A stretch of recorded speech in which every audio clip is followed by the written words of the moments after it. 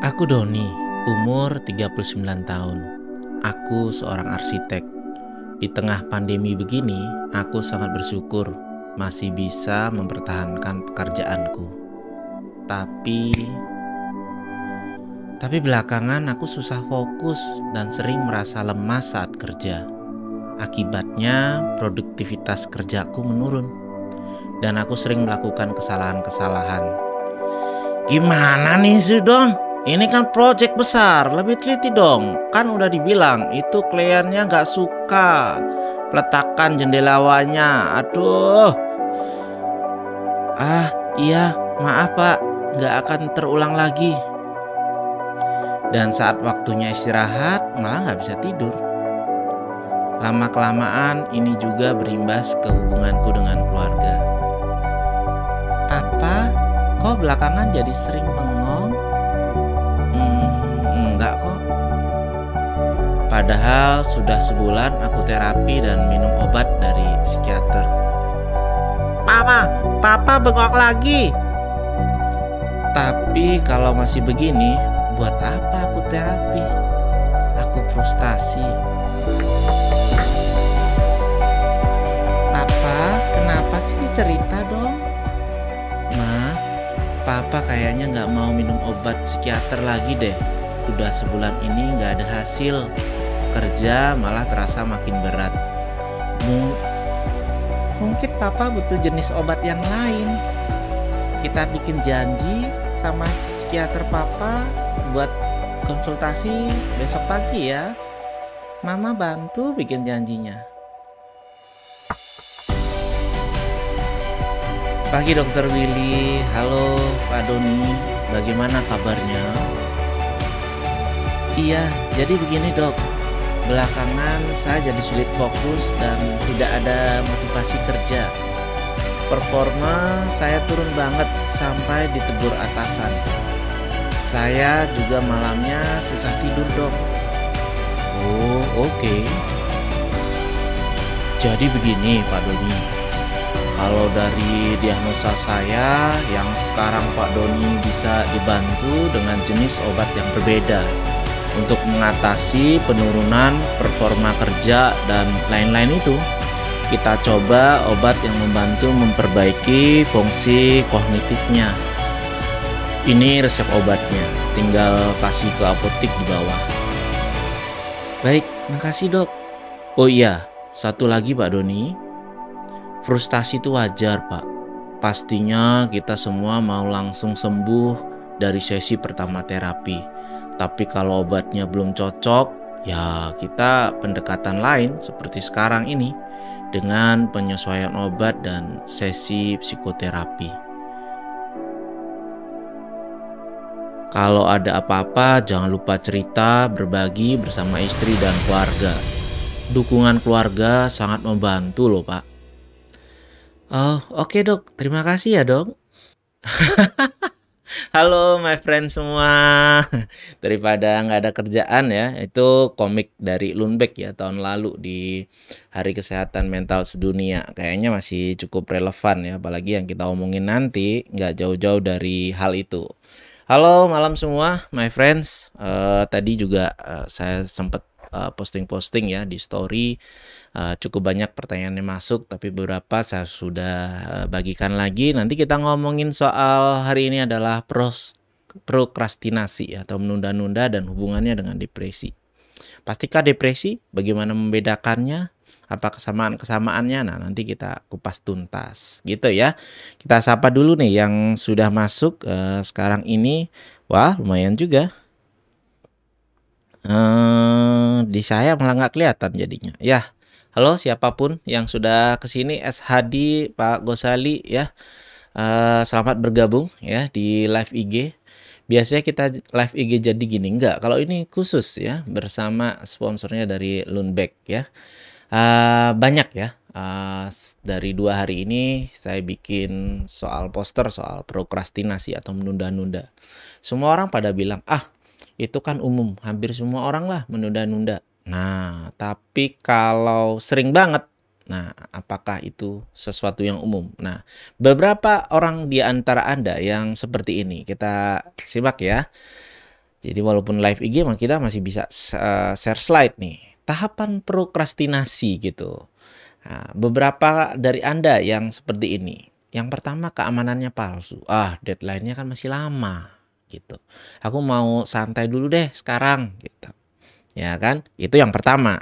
Kemudian udah makin dekat, lalu apa yang terjadi? Fase kemalasan. Ini bukan malas sih sebenarnya, malas, beda ya. Mungkin aku harus mulai sesuatu deh sekarang. Enggak deh, gitu. Ya kan? Jadi seakan-akan motivasinya yang kurang. Tapi kemudian yang ketiga, berbagai alasan. Wah, filmnya lagi asik-asiknya nih, Netflix nih lagi, dikit lagi habis ini gitu. Hanya istirahat aja deh bentar gitu kan. Kemudian di tahapan berikutnya, itu penyangkalan. Masih punya kok. Project yang duluan setengah dari waktu ini udah kelar ya kan. Nanti juga bisa dikerjakan, gak usah perlu tidur gitu ya kan. Nah yang kelima, udah fase krisis. Udah gak ada waktu lagi nih buat menunda-nunda, harus dikerjain. Nah berapa orang dari Anda yang kemudian sampai lewat deadline? 1 hari, 2 hari, 3 hari ya kan, dengan berbagai macam alasan ya, mulai tuh sulit dihubungi dan sebagainya gitu kan. Ayo ngacung, berapa orang yang di sini seperti itu? Kalau enggak mungkin Anda ikutan live IG ini ya kan. Nah itulah yang terjadi pada orang-orang yang terjebak ya pada tahap prokrastinasi ini gitu. Lalu saya akan menjawab pertanyaan yang pertama yang ada di IG story. Lalu gimana dok caranya? Wah, kalau kita cari banyak. Oh nih Deva Devi, saya dok. Waduh, masa Bu dosen begitu ya kan? Tuh, Sekarwangi juga nih ya. Ternyata tim dari, bahkan saya survei ya di IG story sebelumnya ya. Tapi jawabannya ngaco ya pilihannya. Kamu masuk tim mana? Tim yang menunda-nunda atau tim yang menunda banget gitu. Ternyata 70% yang menunda banget gitu ya kan. Nah sekarang kita jawab lagi, siapa nih yang mau? Kita jawab langsung. Tok, gimana sih tipsnya, caranya mengatasi itu? Hal itu kan biasanya ditaruh di belakang kalau live IG. Enggak, saya taruh di depan. Gimana caranya? Yuk kita simak ya bersama-sama. Nah bagaimana cara melawan prokrastinasinya? Yuk. Yang pertama, bisa jadilah bertanggung jawab. Iya dong ya kan, yang dosen, yang mahasiswa kita udah susah nih nyari ya posisi itu dan sebagainya. Atau kayak Doni tadi nih, syukur di masa pandemi kerjaan masih aman gitu. Tapi kok di fase aman begini, kok kita jadi kesannya kurang bertanggung jawab gitu. Ya miss nih, that's so me. Nah ini yang pertama, jadilah bertanggung jawab ya kan. Wah dari Banjarmasin, Hana, halo. Jadi yang kedua, buat batasan waktu ya, bagi ya kan, mana yang fase yang dikerjakan. Oh bagian pendahuluannya saya kerjakan di hari pertama, hari kedua, kalau kasih misalnya waktu 5 hari. Oke, bagian isinya kayaknya lebih susah, itu 2 hari ya kan, bagian penutupnya sehari. Nah itu yang kita bisa lakukan, buat batasan waktu ya kan. Kemudian ketahui siklus energimu. Nah yang tahu tuh kita ya kan, kapan sih kita bisa on the mood, kemudian punya fokus yang baik ya kan. Bekerjalah saat kamu merasa segar, jangan Netflix kan pagi sampai malam, terus malam baru buat, yang ada ngantuk dan banyak kesalahan ya. Kemudian besok alasannya begitu, wah ini kerjaan soalnya begadang sampai malam ngerjainnya, padahal startnya udah malam ya kan. Berikutnya, hilangkan distraksi. Ini nih ya kan, matikan telepon genggam, komputer, media sosial, televisi ya, dan kerjakan sesuatu itu ya dengan fokus. Hindari distraksi gitu ya. Terus gunakan headphone ya, lenyapkan suara lain yang mengganggu dengan mendengarkan musik. Dijamin kamu akan lebih konsentrasi saat bekerja ya. Terus hadiahi dirimu sendiri. Nah, berikan dirimu hadiah, misalnya traktir dirimu ya sama es krim favorit setelah kamu berhasil konsisten mengerjakan satu pekerjaan sampai selesai. Itu layak loh kita coba. Udah, ada lagi?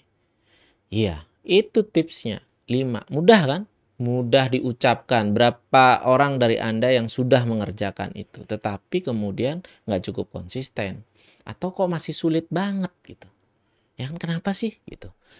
itu tuh tahu dok saya itu mesti dikerjakan gitu seperti itu. Tetapi kok setelah ngerjainnya berat gitu. Tadi kemudian ada yang nanya juga, saya udah termotivasi dok, tapi kok tetap aja menunda-nunda gitu. Ya karena yang dibutuhkan bukan hanya motivasi gitu ya. Nah ini apa nih? Bang Awis, jika ada perasaan pengen istirahat tetapi terus-terusan sehingga pekerjaan ditunda. Nah ini yang tadi kita bahas ya kan.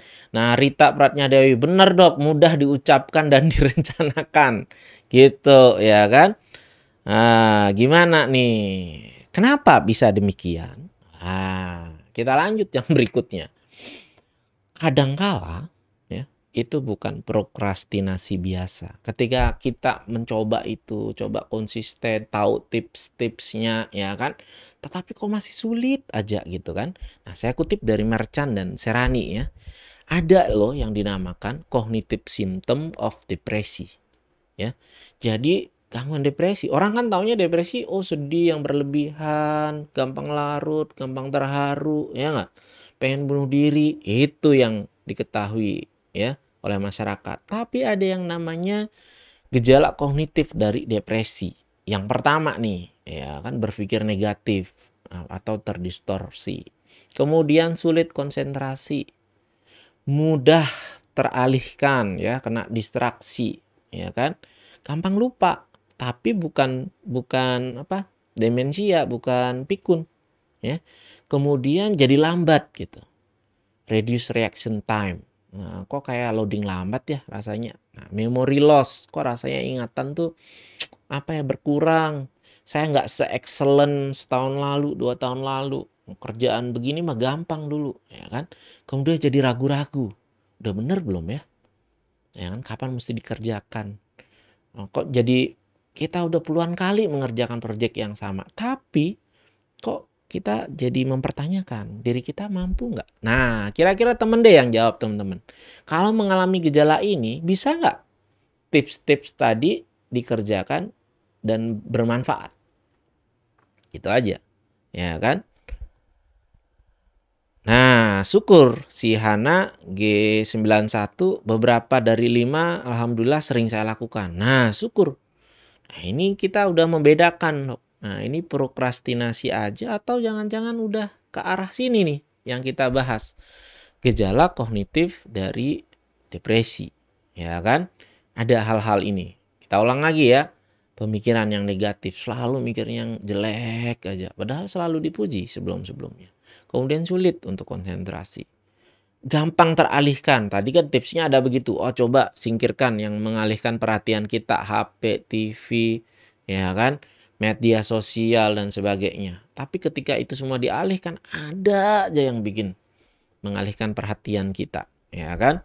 Kemudian gampang lupa, ya kan. Jadi lambat mengerjakannya, biasanya cepat tapi kok sekarang jadi lambat dan ragu-ragu. Nah, itu tadi.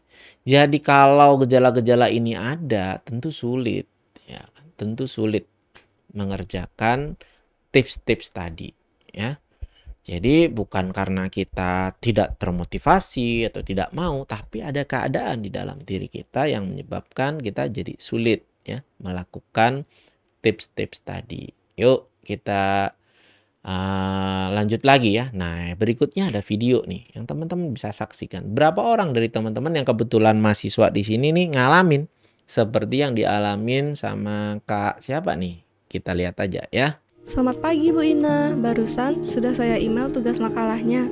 Maaf terlambat, terima kasih. Udah 2 kali loh ini Citra. Maaf Bu. Kalau sekali lagi, Ibu nggak terima tugas kamu lagi ya? Tidak akan saya ulangi lagi Bu. Terima kasih Bu. Untung selamat.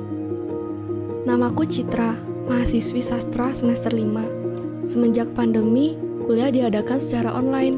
Katanya kuliah itu masa-masa menyenangkan. Tapi sudah sebulan ini yang kurasakan hanya cemas. Dosennya masih mau nerima tugasmu nak? Masih untungnya mah. Jangan kebiasaan nunda tugas dong nak. Nanti bisa telat lulus loh. Iya mah. Itu juga masalahku. Prokrastinasi. Sepertinya karena overthinking, jadinya mudah terdistraksi. Akhirnya, aku lebih banyak ngemil dan nonton ketimbang nugas. Aku juga tidak ingin begini terus.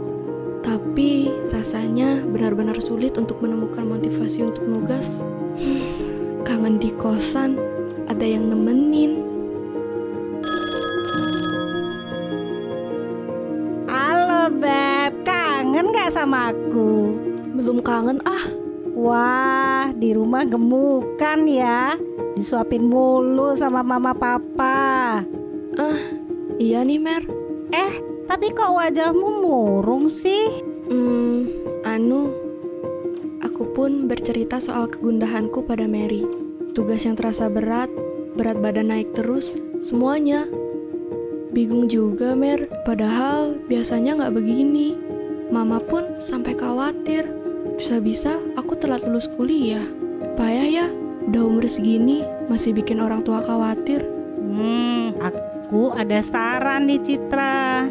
Gimana kalau kita ke psikiater? Psikiater? Enggak deh, aku belum parah kok. Aku nggak butuh obat. Psikiater nggak melulu tentang obat kok.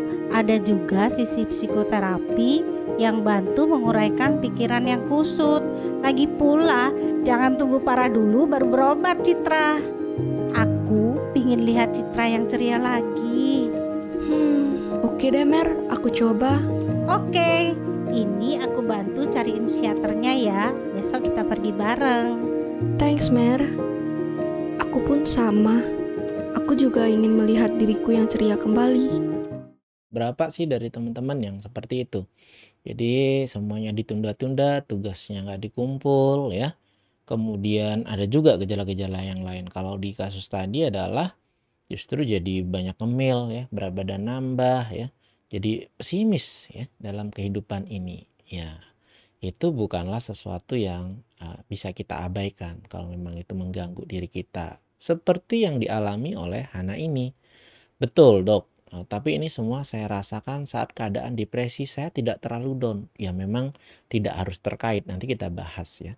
Gejala depresi itu macam-macam. Ada gejala perasaan, kognitif, ada gangguan di somatis ya, macam-macam. Dan itu enggak simultan, dalam artian kalau moodnya menurun, down, berarti gejala kognitifnya juga akan makin parah gitu.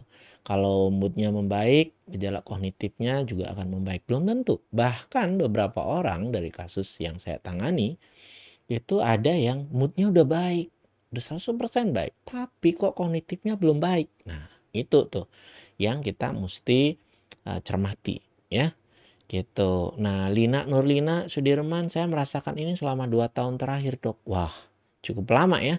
Kita harus mengambil tindakan yang berbeda deh kali ini ya kan. Jangan sampai ini jadi berlarut-larut ya. Oke, ayo Lilis, Bargana, BN Ganiar ya, Kurniadi. Ditunda karena biaya, bingung, pilih rekomendasi dokter yang bisa memahami klien, kasih semangat klien, gak menjatuhkan. Ya memang sih ya, pilih terapis itu kayak cari jodoh ya kan, cocok-cocokan. Tapi kalau nggak ada yang dipilih ya mana bisa baik ya kan. Dan sekarang kan cukup banyak ya, karena pandemi ini nggak jadi alasan, bisa telekonsultasi dan sebagainya ya. Saya dok masih bisa ngerjain tugas sesuai deadline tapi mepet banget sampai merasa bersalah karena mengecewakan teman-teman sekelompok. Lah iya, debarannya itu nanti lama-lama teman-temannya sakit jantung ya kan, nunggu nih kelar apa enggak nih gitu ya kan.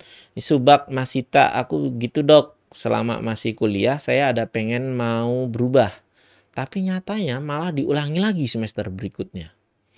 Sering nggak absen, telat ngerjain tugas. Wah itu. Jadi orang lain taunya kita males. Jangan-jangan bukan males, tapi gejala-gejala ini. Tetapi jangan self-diagnosis. Jadi baiknya kita konfirmasi. Self-diagnosis boleh, tapi dikonfirmasi ya ke psikiaternya ya. Ini mulai ada yang nanya nih. sebelum saya jelasin yang lain. Dok, apakah stres bisa menyebabkan terjadinya prokrastinasi? Bukan hanya stres, ya kan? Tetapi tadi kita bahas, ya, ada namanya gejala-gejala kognitif dari depresi. Jadi depresi itu bukan hanya moodnya yang ngedown, ya, kemudian gampang sedih, mudah larut, gampang terharu, pengen bunuh diri. Bukan hanya itu gejala depresi. Nggak ada itu juga bisa. Nah, contohnya ini, ya. Nah, tadi kita ulas, ya kan, ada yang ragu-ragu, ada yang rasanya memory loss. Dok, kok saya usia 30 udah pikun, ya kan? Padahal bukan pikun, tapi ini dia, ya. Kemudian apalagi tadi gampang terdistraksi, padahal semua hal-hal yang bisa mendistraksi saya udah singkirkan, Dok, tapi kok saya masih sulit juga nih gitu, ya kan? Nah, mungkin masalahnya tuh bukan di lingkungan kita, tapi di kitanya sendiri, ya kan? Itu, ya. Ini saya baca-baca aja ya sambil nungguin. Cooking 7 Daily. Saya pernah maksa coba menghilangkan procrastinating, tapi setiap mengerjakan malah jantung berdebar, Dok, dan cemas. Ya karena itu nggak bisa dipaksa, ya kan? Sering saya ngasih tugas ke mahasiswa saya, nggak saya bilang tugas nih, kamu kerjain permainan ini gitu biar lebih enak rasanya, ya kan? Kita bingkai ulang. Nah, tapi kalau dipaksain, wah susah. Nah, berarti ada sesuatu yang lain, ya kan? Picture by Mira. Dok, bagaimana cara teman yang baik bagi teman yang depresi selain mengajak ke psikolog dan psikiater? Nah, tepat bener nih. Saya dan 7 teman baik saya, ya, itu membuat satu komunitas yang sekarang jadi yayasan. Ada akun Instagramnya, berteman_baik. Nah, kami punya banyak volunteer. Tugasnya adalah kami selalu membuat pelatihan bagaimana menjadi teman yang baik. Nah, orang kan bingung nih nyariin, Dok, saya susah banget nih nyari teman yang cocok, teman yang baik, gitu kan? Tetapi daripada kita sulit mencarinya, lebih baik menjadi salah satunya. Makin banyak yang menjadi teman baik, ya kan? Ada cara-caranya, yang pasti bukan toxic positivity. Saya sering ulas tuh, ya kan, di feed IG saya. Ya adalah banyak mendengar, ya, tanpa judgement.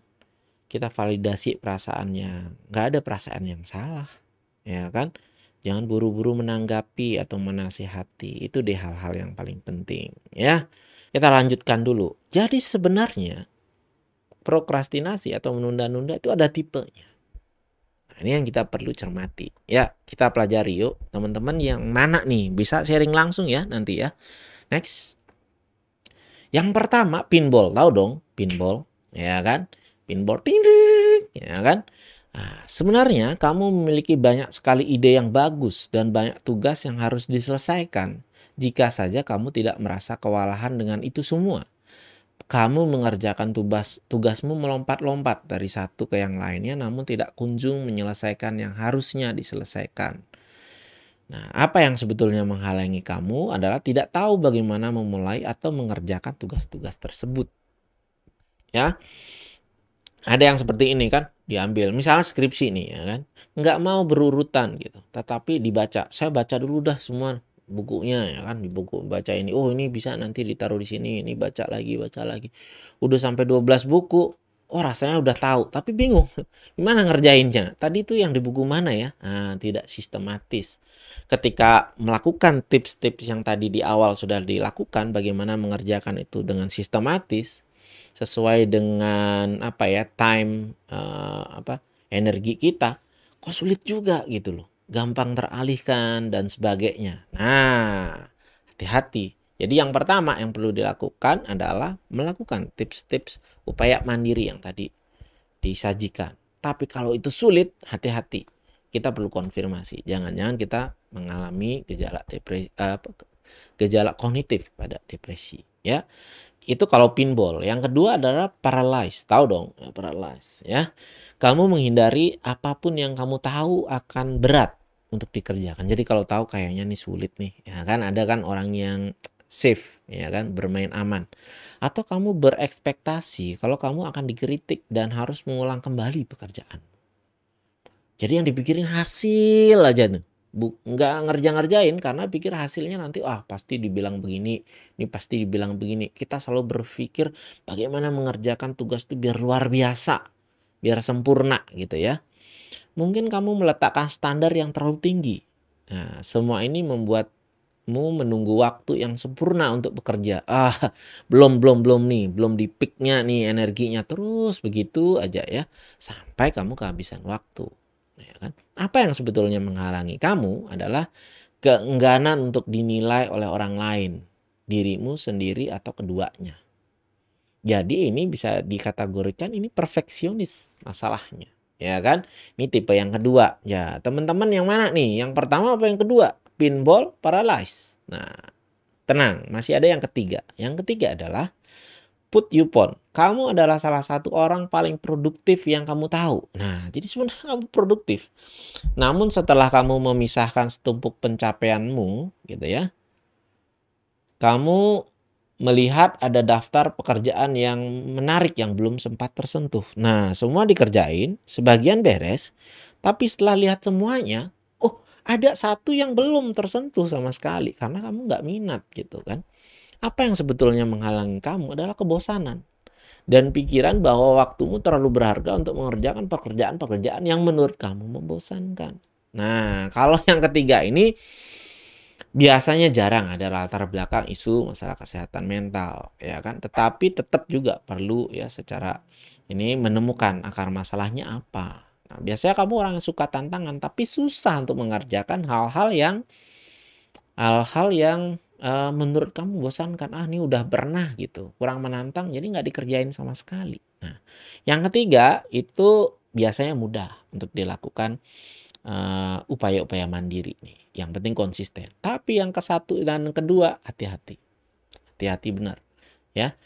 Yang pertama biasanya kalau dengan upaya mandiri sulit ya kan, itu biasanya ada hubungannya dengan depresi. Tapi kalau yang kedua, yang paralyzed gimana tuh? Yang soal perfeksionis. Bahkan kan berkali-kali saya di Random Thought bilang ya, orang yang menunda-nunda itu sebenarnya bukan malas sebenarnya, tapi cemas akan hasilnya tidak sesuai yang kita inginkan gitu.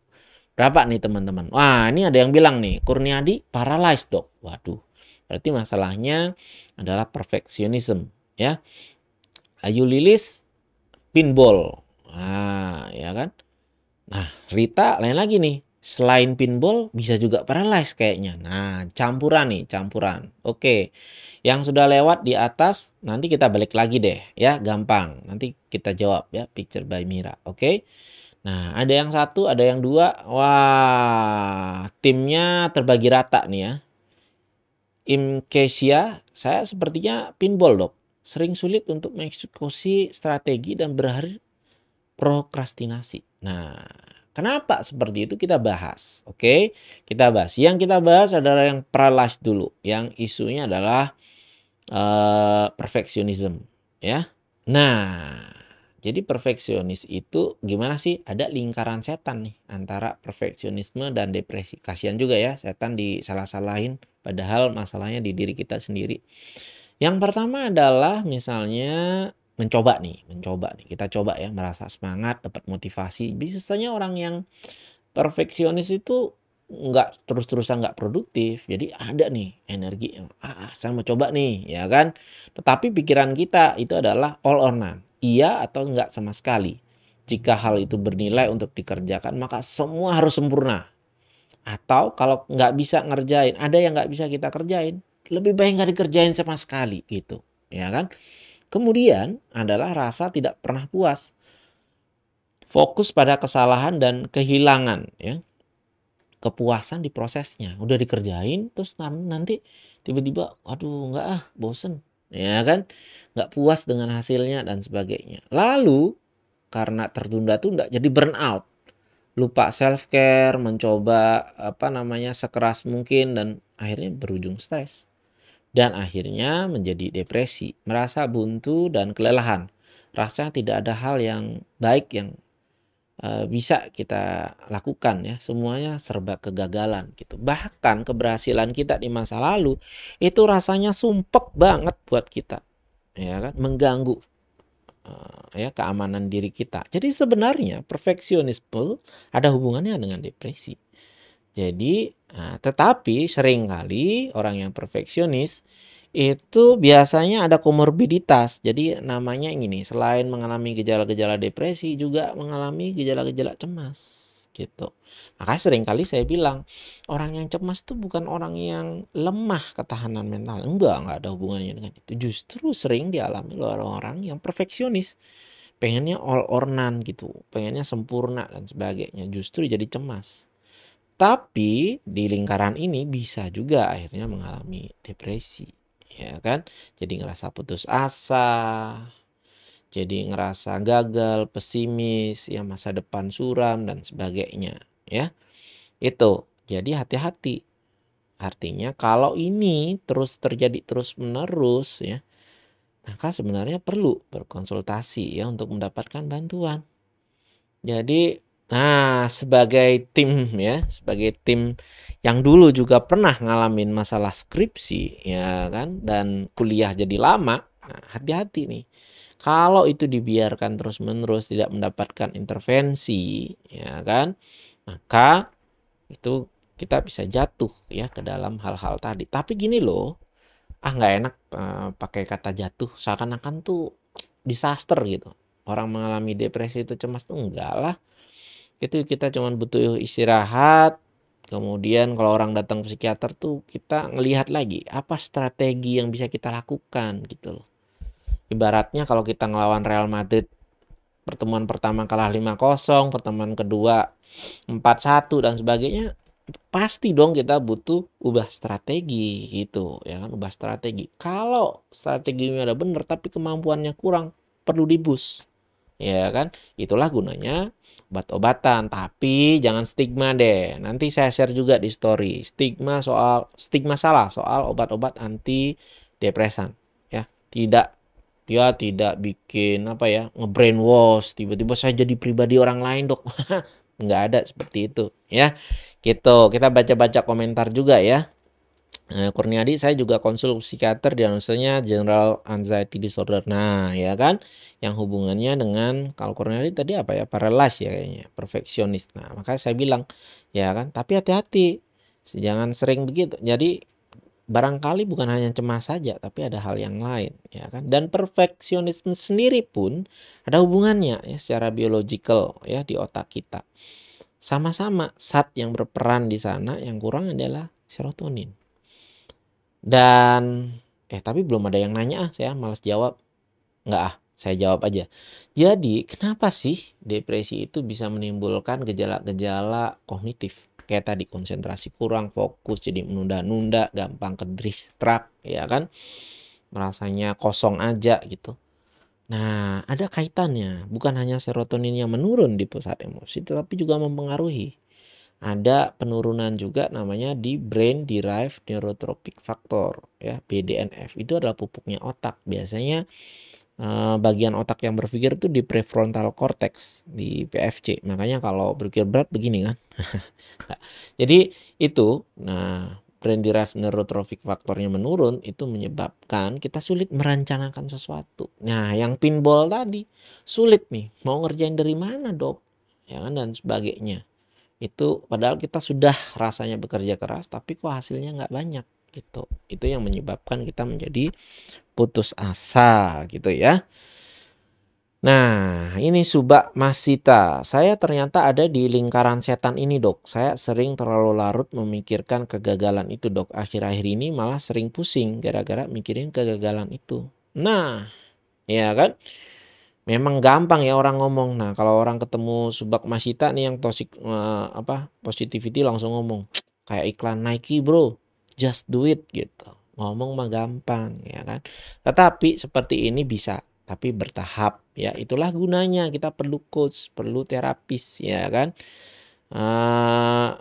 Setelah depresi kita coba lagi. Nah, waktu melingkar pertama itu masih belum kelelahan, balik lagi. Nah, itu yang kalau kita biarkan, kita perlu mendapatkan pertolongan. Dok, tapi kan kita menyembuhkannya diri sendiri.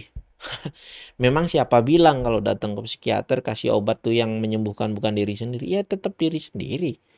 Itu kan hanya membantu aja serotonin dari luar. Yang mengelolanya siapa? Ya kan? Ya diri kita sendiri. Ya. Nah, perlu psikoterapi memangnya kita kasih tips-tips doang? Enggak. Ada plannya, ada yang mesti dikerjakan, homeworknya yang dilakukan di rumah. Ada tahap-tahapnya. Nah, itu juga diri sendiri yang ngerjakan. Ya. Itu. Jadi mencari pertolongan. Nanti berobat itu aja udah alami deh. Ya. Kalau ada orang sakit atau gangguan, mencari pertolongan itu alamiah. Nah, kalau orang sakit nggak mencari bantuan, nggak berobat, itu baru nggak alamiah gitu loh. Terlepas dari apapun pengobatannya gitu. Ya. Itu ya. Ayo Lilis, bagaimana caranya dok untuk menguranginya? Mengurangi yang mana nih? Nah, ya kan?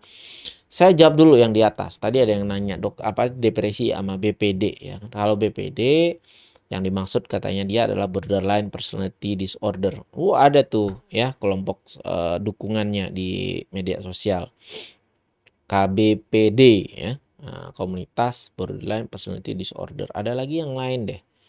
Borderline personality disorder care ya kalau nggak salah, ya kan? Nah, itu apa dok? Ya itu gangguan kepribadian. Biasanya ada hubungannya dengan pola pengasuhan masa kecil ataupun ada trauma di masa kecil ya, atau ada maladaptasi ya ketika masa kecil. Lalu hubungannya sama depresi. Nah, jadi gangguan kepribadian yang sering berhubungan dengan gangguan depresi, salah satunya adalah BPD ini. Ada fase-fasenya di mana akan cepat mengalami depresi, ya kan?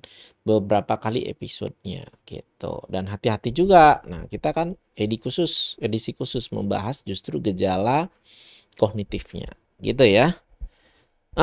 Ini Nadia, saya member KBPD ya. Salam ya buat teman-teman. Nah, waktu ini juga saya disuruh ngisi live IG-nya ya. Dua-duanya ikut. Maruk nih kayaknya. Enggak lah, makin banyak makin bagus ya. Handi Satria Yuda, saya sering motivasi dalam kerjanya naik turun dok. Naik turun. Masih bagus itu daripada turun terus. Ya kan? Kadang saat pagi hari optimis terhadap pekerjaan yang saya kerjakan. Namun saat tengah malam tiba merasa gagal dan khawatir terhadap masa depan. Nah ini dia di lingkaran ini nih. Ya kan lagi semangat terus mikirnya all or none. Ya kan dikerjain malam tiba-tiba burn out. Depresi. Ya udah. Ya kan. Nah, itu yang terjadi. Jangan-jangan masalahnya itu ada di zat serotonin di otak kita. Ada nggak cara alaminya dok? Ya beberapa sih mengatakan ada sinar matahari dengan aktivitas, ya kan? Ada aktivitas tuh bisa ya memperbaiki itu. Tetapi yang jadi masalah adalah ketika orang mengalami depresi, beraktivitas itu juga males. Jadi gampang lelah, cepat lelah, ya kan? Padahal nggak ngapa-ngapain. Nah kalau obatnya beraktivitas ya gimana? Ya kan sulit, ya toh? Seperti itu ya. Ini nih sebenarnya kita tengok yuk bersama-sama apa aja sih gejala-gejala depresi itu gitu ya. Yang titik merah itu fundamental symptom atau gejala yang fundamental, yaitu mood yang depresi. Ya kan, tipikal banget ya teman-teman kayaknya udah tahu.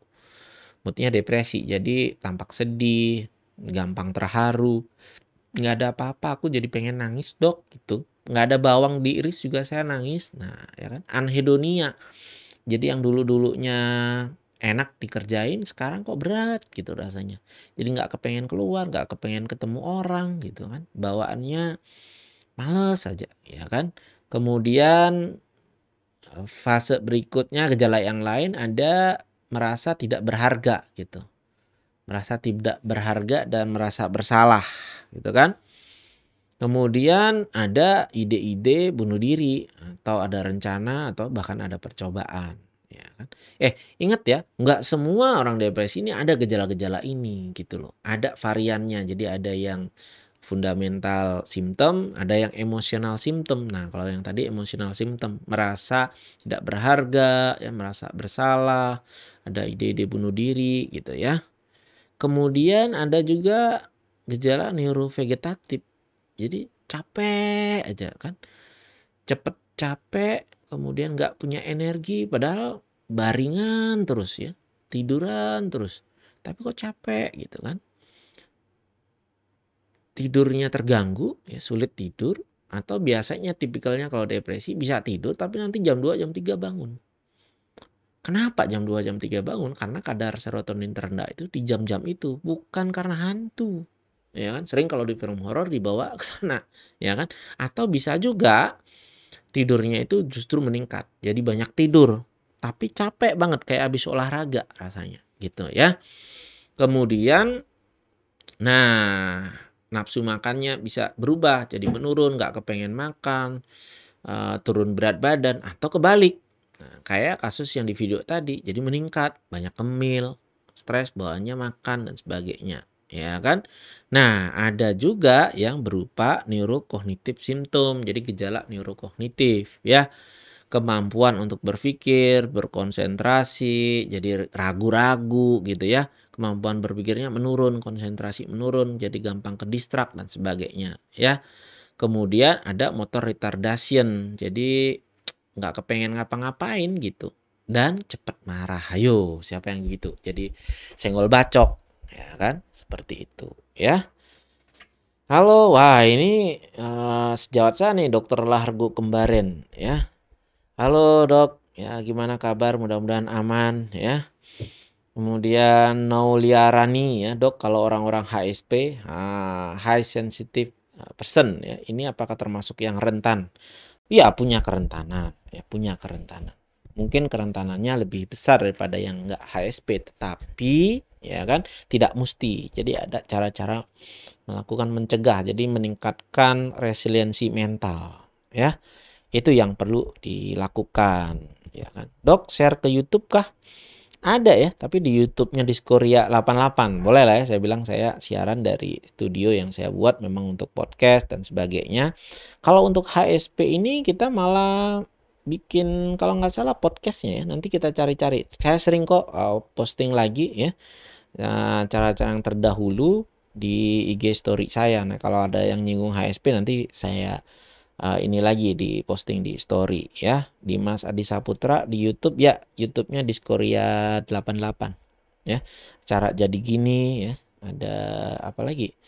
Kalau di podcast juga ada ya, tapi lebih banyak ngomongin soal inner child. Nanti deh kita bikin khusus trauma, kan banyak yang minta tuh, bahas trauma dok dan sebagainya gitu ya. Oke. Jadi gejala-gejala depresi itu seperti itu loh banyaknya ya. Jadi hati-hati, sedini mungkin kita tahu dan segera mengobatinya lebih mudah gitu loh. Kenapa orang kelihatannya kok nggak sembuh-sembuh dari depresi dok? Ya udah dibiarkan bertahun-tahun, banyak hal yang sudah kita korbankan, terus sekarang berobat ya tentu lebih sulit. Tapi kalau awal-awal udah, wah ya. Saya berapa mendampingi orang yang lama skripsi dan sebagainya, wah. Kenikmatan terbesar tuh waktu posting dok wisuda nih gitu, wah itu luar biasa ininya apa namanya bangganya, bahkan jadi teman setelah itu ya karena sudah selesai berobat ya gitu. Dia Lova Studies bagaimana meningkatkan resiliensi mental. Wah waktu ini kelewatan ya, saya sering itu bikin ininya di story. Oke, kita fokus dulu ya ke gejala kognitif ada depresi. Ada lagi yang soal itu? Ada lagi nggak ya materi yang disiapkan? Oke, berarti itu semua ya. Pernah dengar istilah high functioning depression? Itu maksudnya apa? Oh iya, sebenarnya kita mengalami depresi tapi kelihatannya masih berfungsi. Ya, kalau zaman dulu mungkin depresi ringan atau depresi sedang ya. Jadi mengalami depresi tapi masih bisa bekerja walaupun lebih berat, produktif mulai berkurang produktivitasnya gitu ya. Nah, hati-hati. Itu ada kaitannya dengan cognitive function ini. Jadi dia orang yang mengalami gejala kognitif pada depresi ini mungkin saja tidak mengalami gejala-gejala yang lain. Jadi moodnya masih oke, nggak ada keinginan bunuh diri, berat badannya masih nyaman, mungkin tidurnya hanya sesekali aja terganggu. Kalau orang lihatnya sih masih oke. Mungkin yang kelihatan hanya menunda-nundanya gitu dan frustasi pada dirinya sendiri. Gitu. Nah, itu bisa jadi salah satunya adalah high functioning depression. Tuh. Dok, ada live tentang hipno nggak dok? Wah, nantilah ngapain bahas hipno. Nanti kalau banyak yang minta baru ya kan. Kalau itu sih hubungannya sama trauma ya. Kalau ini nggak bisa diobati dengan hipnoterapi, jelas ya kan gejala. Jangan karena saya bisa hipnoterapi semua orang disuruh begitu, enggak ya kan. Kalau gejala kognitif pada depresi ini tidak bisa dengan hipnoterapi ya, gitu ya. Kemudian apa nih, apalagi maksudnya apa nih, kalau sudah kebal apa masih bisa disebut depresi?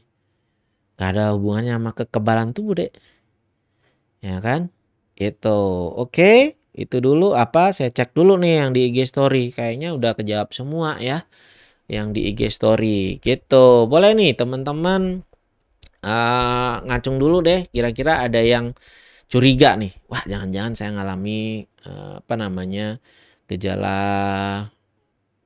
kognitif ya pada depresi. Belum tentu loh ya, jangan self diagnosis, tapi perlu konfirmasi, benar nggak sih saya dok gitu dan sebagainya ya. Dan bukan hanya menemukan, oh iya benar saya ini, yes gitu ya. Kita tuh mau menangani, bukan mau tebak-tebakan ya. Itu ya. Viti Nativity, ikut IG live ini saya merasa dimengerti dok. Waduh, saya jadi merasa dipahami juga deh dengan komentar itu. Ya, hampir semua di anak saya ya. Oke, perlu konfirmasi ya Bu ya. Mudah-mudahan nanti jadi memahami, menemukan masalahnya itu adalah tahap awal. Lalu bagaimana berubah hal itu. Jangan sampai orang tuanya lebih semangat untuk berobat, anaknya enggak. Nah, mungkin kita belum paham apa sih yang dikehendaki anak, yang memotivasi dia untuk semangat, untuk bisa pulih. Nah, kita menemukan itu, dengan sendirinya dia akan justru semangat ya melakukan pemulihannya. Ya, kalau hanya untuk mengikuti apa yang diinginkan orang lain, biasanya orang nggak akan semangat gitu. Maka seringkali saya individual, jadi individual terapi, jadi kliennya, client center ya. Gitu kira-kira. Oke, habis. Ada lagi teman-teman boleh nih share. Kira-kira boleh balik lagi ke slide yang khusus gejala kognitif yang putih dan banyak tulisannya. Yang sebelum video, Bang. Video kedua. Nah, ini beberapa teman-teman nih yang ngalamin ini. Ya kan 1 2 3 4 5 6 7. Ini adalah khusus ya gejala kognitif pada depresi. Nah, kira-kira teman-teman yang mana yang sering dialami? Boleh nih chat ya di kolom chat. Ada yang berpikir negatif atau terdistorsi ya, kemudian sulit untuk berkonsentrasi, atau kemudian yang ketiga gampang ke distract ya, gampang teralihkan. Kemudian kok cepat lupa gitu ya kan, tadi saya ngapain sih, saya ngambil apa ya kan, dan sebagainya. Ada yang lola nggak nih, loading lambat, reduce reaction time ya kan, jadi lambat semuanya. Kemudian kok rasanya hilang nih memori saya, dan yang terakhir adalah ragu-ragu. Nah teman-teman, kira-kira yang mana nih gejala yang sering muncul ya? Sambil nunggu jawaban teman-teman, saya cerita gini loh ya. Dengan perkembangan teknologi, saya udah ke dokter dok, dapat antidepresan juga, tapi khusus untuk gejala kognitifnya kenapa belum membaik? Ya karena memang jenis antidepresan tuh banyak ya kan, dari yang golongan zaman dulu ada fluoxetine, ada sertralin, ada escitalopram ya, ada venlafaxine, ada duloxetine. Saya ngomong isiannya ya, saya nggak ngomong mereknya. Nah, kemudian ada lagi juga yang sekarang terbaru, vortioxetine. Nah, di antara itu punya nih kekhususan sendiri-sendiri gitu kan. Nah, kalau kita ngomongin gejala kognitif misalnya, adalah salah satunya pilihannya adalah vortioxetine misalnya. Nah, jadi kalau yang pakai lama, obat yang lain itu gejala depresi yang lain udah baik, tapi kok kognitifnya belum, ya ada pilihan yang lain gitu loh. Seperti yang saya bilang. Nah, udah mulai jawab 1 2 3. Jadi berpikir negatif, sulit konsentrasi, dan gampang ke distract. Waduh, kalau semuanya gimana dok? Nah, kita lihat lagi konsistensinya. Sering nggak hal itu muncul? Cukup mempengaruhi nggak ya kan kualitas hidup kita? Jadi kerjaan terganggu dan sebagainya ya. Itu hati-hati, perlu konfirmasi, periksa, ya kan? Belum tentu, tapi kita perlu mengkonfirmasi diri kita supaya kita cepet tahu, sehingga cepet dapat penanganan, ya. Kemudian it's miras, forgetfulness dok, waduh cepet lupa, ya kan.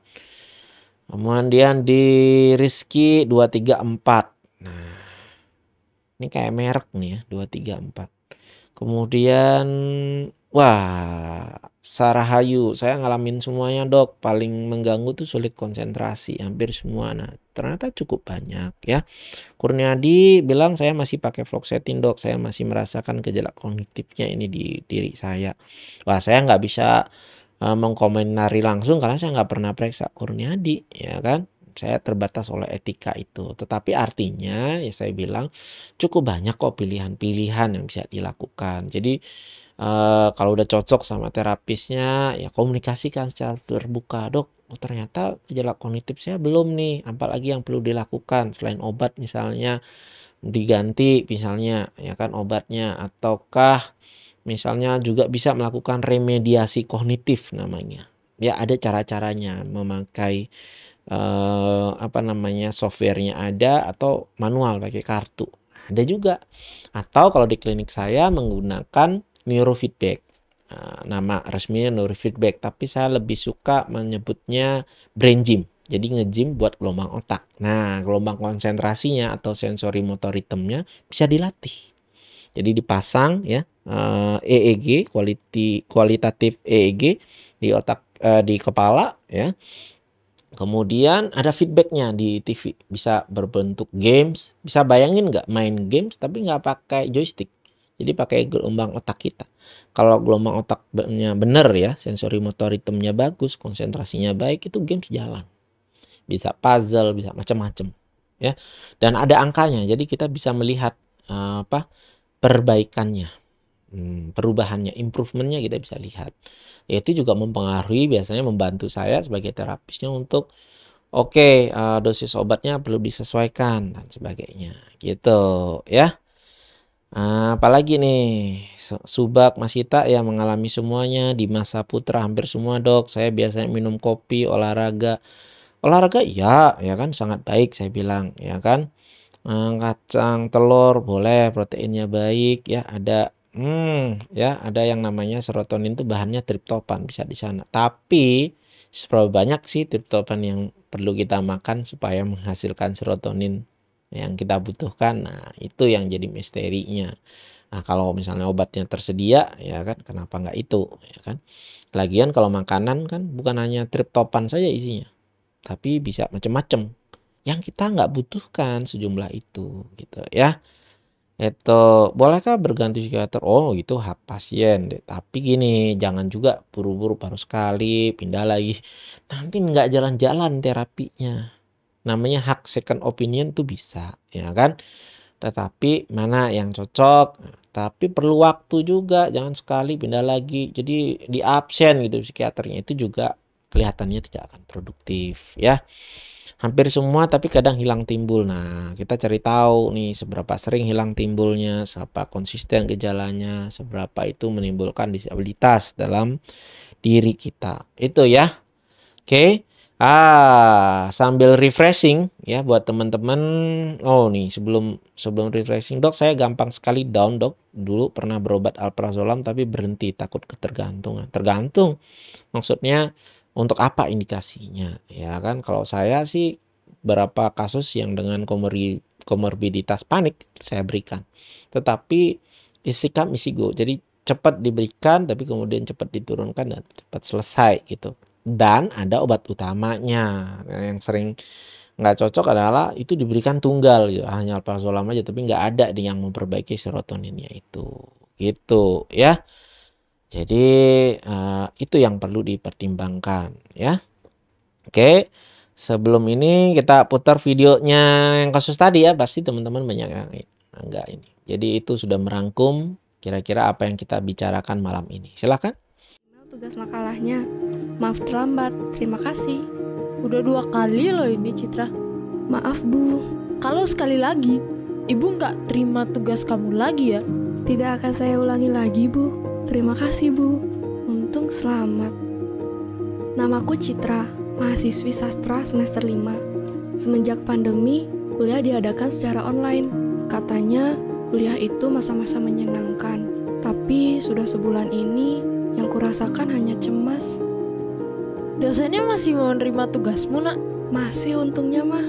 Jangan kebiasaan nunda tugas dong, Nak. Nanti bisa telat lulus loh. Iya mah. Itu juga masalahku. Prokrastinasi. Sepertinya karena overthinking, jadinya mudah terdistraksi. Akhirnya aku lebih banyak ngemil dan nonton ketimbang nugas. Aku juga tidak ingin begini terus. Tapi rasanya benar-benar sulit untuk menemukan motivasi untuk nugas. Kangen di kosan, ada yang nemenin. Halo Beb, kangen gak sama aku? Belum kangen ah. Wah, di rumah gemukan ya. Disuapin mulu sama mama papa. Iya nih Mer. Tapi kok wajahmu murung sih? Aku pun bercerita soal kegundahanku pada Mary. Tugas yang terasa berat badan naik terus, semuanya. Bingung juga Mer, padahal biasanya nggak begini. Mama pun sampai khawatir, bisa-bisa aku telat lulus kuliah. Payah ya, udah umur segini masih bikin orang tua khawatir. Aku ada saran nih Citra. Gimana kalau kita ke psikiater? Psikiater? Enggak deh, aku belum parah kok. Aku nggak butuh obat. Psikiater nggak melulu tentang obat kok. Ada juga sisi psikoterapi yang bantu menguraikan pikiran yang kusut. Lagi pula, jangan tunggu parah dulu baru berobat Citra. Aku pingin lihat Citra yang ceria lagi. Oke deh Mer, aku coba. Oke, ini aku bantu cariin psikiaternya ya. Besok kita pergi bareng. Thanks Mer. Aku pun sama. Aku juga ingin melihat diriku yang ceria kembali. Untuk menutup acara ini, saya menjawab pertanyaan yang terakhir. Picture by Mira. Dok, apakah depresi bisa berulang? Bisa. Ya. Biasanya kalau pengobatannya tidak tuntas atau pengobatannya sudah tuntas tetapi ada hal baru yang terjadi dalam hidup kita yang masih sulit kita selesaikan. Gak apa-apa kok. Kalaupun itu terjadi, kita pernah ya pulih dari hal itu, tentu kita juga akan bisa pulih kembali.